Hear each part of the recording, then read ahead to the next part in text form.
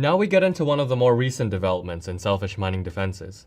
This one is called Publish or Perish, and was published by Zhang and Pernille in 2017.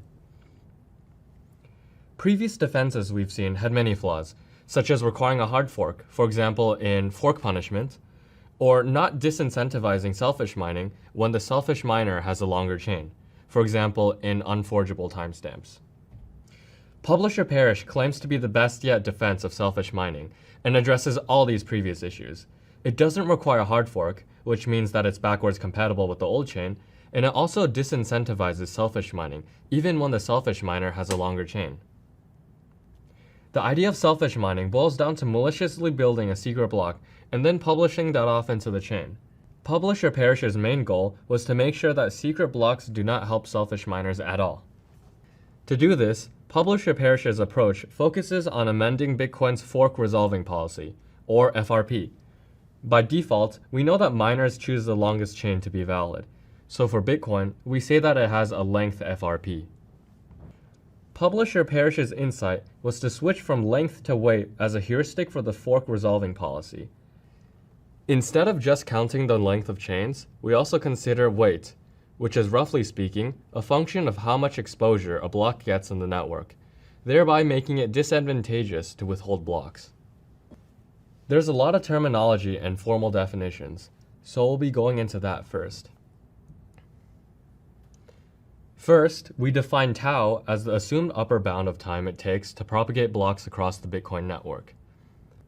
And from a miner's perspective, the term in time means that for a valid received block, either 1, its height value is greater than that of the local head, or 2, its height value is the same as that of the local head, but was propagated within tau time. The bottom diagrams illustrate the two possible requirements for a block to be in time. On the left side, a block is received within tau time, so that block is in competition with the current head. On the right side, the block received has a height value that's 1 greater than the local head, so we just append it to the blockchain. The term uncle refers to an in-time block that competes with the block's parent, the parent being the previous block to the current. To formalize, the uncle of block B is 1 less the height of B. Makes sense because the uncle of B has to be the same height as B's parent. And for the uncle of B to be in time, it must be within tau time of B's parent. The diagram on the right-hand side nicely summarizes the definition of an uncle block.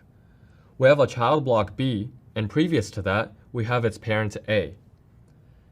At the same block height to A, we have blocks C and D. Block C is an uncle to B because it's within tau time of B's parent, A.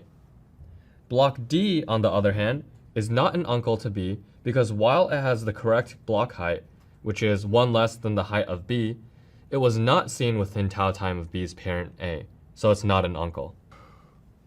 The weight of a chain, from a miner's perspective, is the number of its in-time blocks plus the number of its in-time uncle blocks. And to make sure that we have valid in-time blocks and in-time uncles, we make miners embed hashes of the blocks that count towards a block's weight. That way, others can easily verify a block's weight. And again, we say everything from a miner's perspective, because when a block is in time, it's evaluated from the miner's local perspective. And we calculate the weight of a chain starting from the block after its root, since competing chains always have a shared root. For example, in the diagram on the right-hand side, all 3 of these chains are rooted at root block R. Having defined weight, you can kind of see how miners are disincentivized from withholding blocks. If you withhold blocks, then your blocks won't be in time, so they'll have less weight. With all these definitions, we can now specify the weighted fork resolving policy. It has 3 main rules. 1.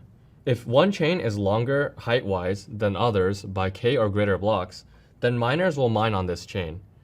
If a chain is longer than others by k blocks, we can probably trust it to be a valid chain.